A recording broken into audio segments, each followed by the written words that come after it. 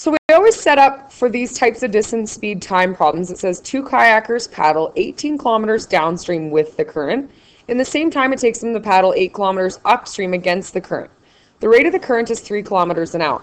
So remember, for these types of questions, when you're paddling up or downstream, your speed is always based on your total speed between what you're paddling and then the speed of the current. So if V is your speed, like the speed of the boat, and C is the speed of the current, then if you're going downstream, your speed is always going to be V plus the speed of the current. It's going to be pushing you, making you go faster. If you're traveling upstream, then your speed is always going to be V minus the current. So your first question is, are they giving me the speed of the boat or the speed of the current? And in this question, they're giving us the speed of the current. So they're giving us C, which means we're solving for V. We're solving for the speed of the boat. Then start filling in your info. So the distance that I travel downstream is 18 kilometers. The distance that I travel up is only 8. So my speed is going to be in the form of V plus C or V minus C, depending which you're given, B or C. So in this case, we have C. So upstream, it's going to be V minus 3. Downstream, it's V plus 3. Our time, if we look at this formula, D equals speed times time. If we rearranged it for time, we get distance divided by speed.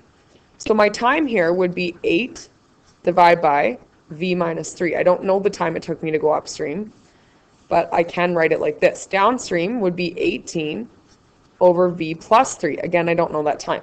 There's always going to be one additional piece of information given in the question regarding the time. It might tell you the total time of the trip, or it might tell you that one of them took X number of hours longer. In this case, it's telling us that they took the same time. So what we're going to do is set time for downstream equal to time for upstream.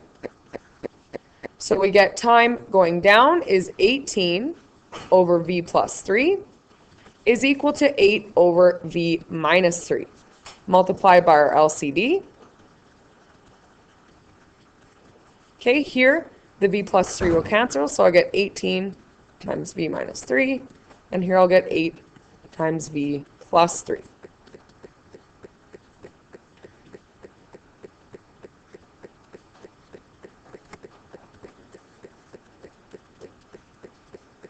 Collect all your like terms, so you're going to add 54 to both sides and subtract 8V. So we get 10V is equal to,